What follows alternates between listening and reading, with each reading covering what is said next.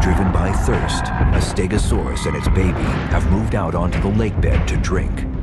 Their compact feet slip easily through the hardened upper crust, and they become mired in mud. They are now an easy target.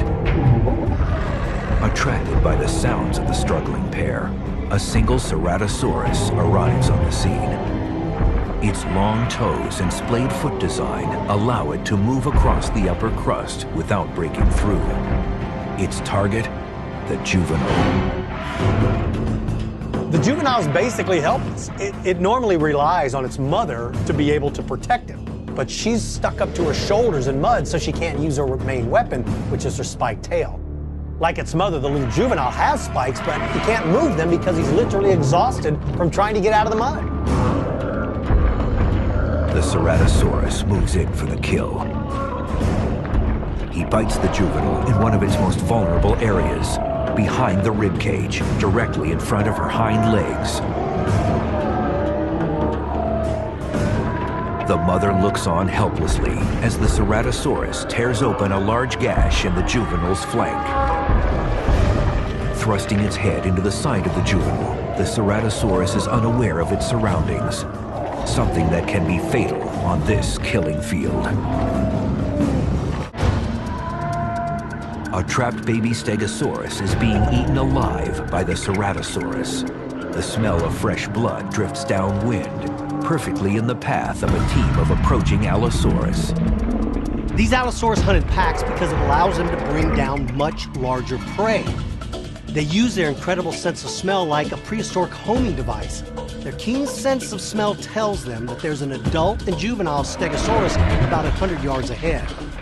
But they also pick up the very distinct scent of a Ceratosaurus, and this is the hated enemy of Allosaurus. One Allosaurus moves off to flank the unsuspecting Ceratosaurus. The remaining Allosaurus head towards the scene. The Ceratosaurus is outnumbered, and scientists now know it was also outsmarted. It was sort of an earlier model meat eater. It doesn't have the more sophisticated brain that we see in some of its contemporaries like Allosaurus.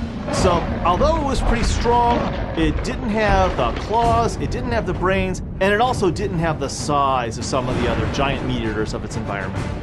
It's a face-off, one that's about to see a colossal monster join the fight. If he's up against somebody bigger, Allosaurus is going to be cautious. He's going to stand back. He's going to really size up the prey, and he's going to focus on his adversary's weak points. If he's fighting somebody smaller, the battle changes. Now he's interested in rushing in and beating the crud out of his opponent. I don't care about weighing your strengths and weaknesses, brother. I'm bigger than you. I'll rip your head off. 150 million years ago, times were definitely tough. Having identified their adversary, the Allosaurus moved down the hill towards their intended target. Allosaurs are cooperative hunters, so as two of them move down to take on their adversary head-on, the third moves off in a different direction in an effort to outflank the Ceratosaurus. We see this sort of ambush maneuver in modern lions and sometimes wolves.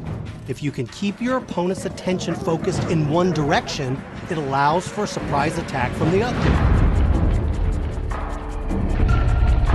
One of them takes advantage of the Stegosaurus' vulnerable position and uses him as a platform. The Ceratosaurus begins to move away from the Stegosaurus. With the force of a runaway freight train, the third Allosaurus crushes the unsuspecting Ceratosaurus. The collision is enough to kill it on impact. We have limited evidence, we have million-year-old clues, and absolutely no witnesses. So in order to do this, first we look at whatever evidence we do have, and then we look at the behavior of modern animals and apply that to those prehistoric creatures. By doing this, it gives us a realistic version of things with science to help back it up.